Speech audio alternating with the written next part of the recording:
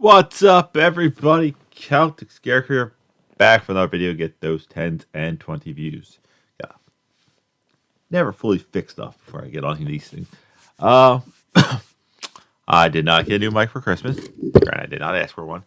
I also did not get a new place for Christmas, so I'm still here in this tiny little room. Nor did I get a new vehicle. I did get this really cool Michael Myers AirPod holder, and which will turn invisible. Stuff for Xbox Live, which also turned invisible. But you know, it's the last Tuesday of the month, so therefore I figured let's just not overcomplicate things. Let's just oversimplify things with a little oversimplified reactions. The Football Wars. It is a short, quick video. I have seen this before, but it is short, it is quick, and the World Cup was in December. I probably should have played this one during the World Cup, but you know, I'm okay at this. But let's get going. Quick. Also, random, I had a thing where it said this might contain like violent suicide, which is hilarious. You have 2 seconds to name these 2 countries. You're wrong, unless you got it right. Then good job. They are, of course, Honduras and El Salvador. One thing these 2 countries have in common is being fanatic about football. Or if you're a freedom-loving patriot, soccer. But do they love it so much as being fanatic about football? Or if you're a freedom-loving patriot, soccer. Phil Kessel? But do they love it so much they would go to war over it? You bet they would, and that is no bueno. If you look at these 2 countries, you might notice one major difference, and that is that this one is a lot bigger than this one. However, this one had a larger population than this one, made up mostly of farmers, and there it's like New Jersey and like Pennsylvania. Wasn't enough land for them to live and work on. So they started moving from El Salvador to Honduras in search of land, and by the 1960s, a huge number of illegal immigrants had crossed over the border from El Salvador. Meanwhile, in Honduras, it's 1963, and this guy has just staged a military coup to prevent the rise of communism and is now the military leader of the country. He immediately began harassing the peasants' unions and other left-wing groups, but he's a little insecure about the legitimacy of his leadership. So he holds an election and wins, but then the opposing party says, hey man, that election was clearly corrupt and fraudulent, and also you've been bribed by the rich American banana companies who are taking all of our bananas tax-free, and now our economy is in ruins.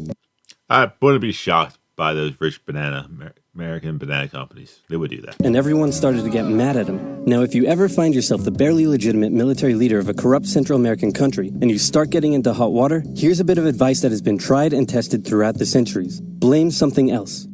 That's just general anywhere in the world. It's not my fault. It's this person's fault. So he blamed the Salvadoran immigrants for stealing all the land and all the jobs and ruining Honduras. The immigrants found themselves under attack by the hostile locals. Egged on by the rich American banana companies who wanted all the bananas to themselves, the Honduran government began evicting Salvadoran immigrants who had been living on the land for generations and started sending them back to El Salvador. The Salvadoran elite were furious and protested, citing moral reasons, but in reality, they were just getting a little too crowded. So tensions were about as high as they could be, but then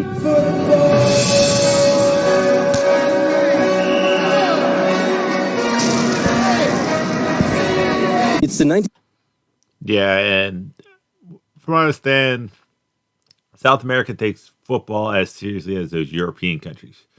So 1970 World Cup qualifiers, and both countries finished top of their qualifying tables, so it was now time for them to play against each other in a series of matches. The first match took place in Honduras.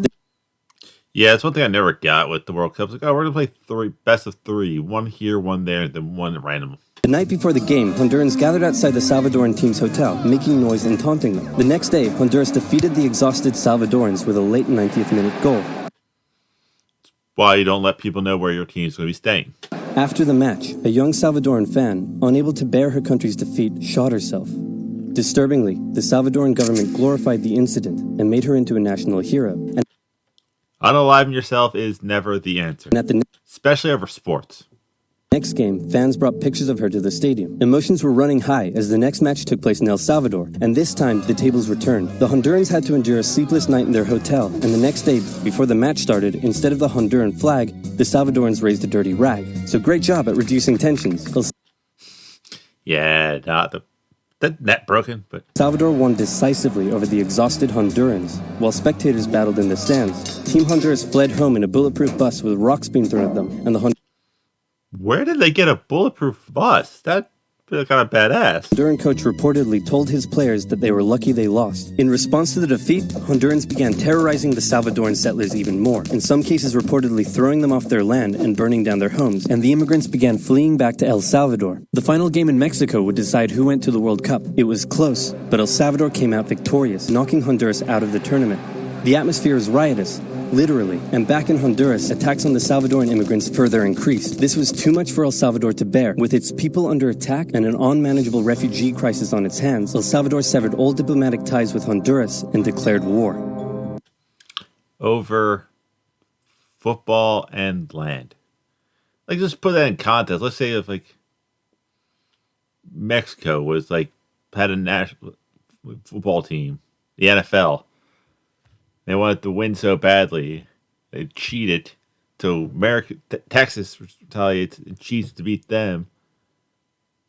And then that starts a war between the United States and Mexico. That's just crazy. The football war is also known as the 100 Hours War, because that's how long it lasted, making it one of the shortest wars in history. Hopefully a short war means not that many deaths. Salvador started by carrying out air raids on strategic locations within Honduras, including Toncontin International Airport, which prevented the Honduran Air Force from getting into the sky. Then, with their superior army, they began an invasion along two major roads, complete with light tanks and infantry. Their advance was rapid, and they were quickly approaching the Honduran capital. Then the Organization of American States met in a bit of a panic and unanimously agreed that war between El Salvador and Honduras was a bad thing and probably shouldn't continue.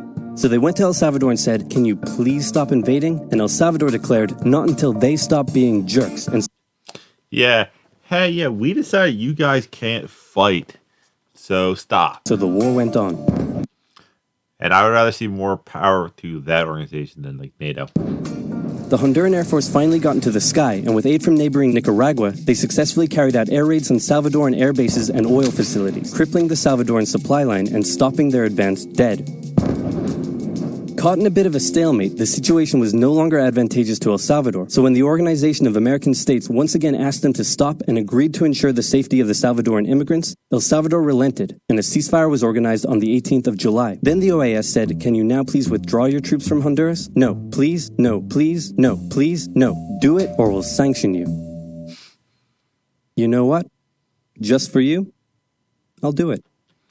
Yeah, when you get sanctioned your neighbors, that's kind of dangerous. So El Salvador pulled its troops out of Honduras on the 2nd of August, and with casualties in the thousands, the That's way too many people. war was over.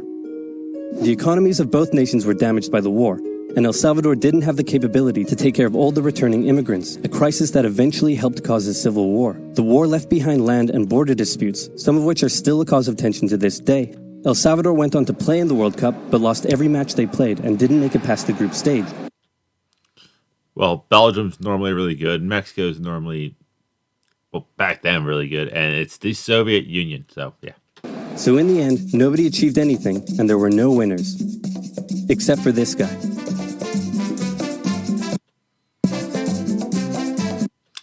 Yeah, if the United States has a chance of profiting off of other people, we're probably going to do that. You know, we like money.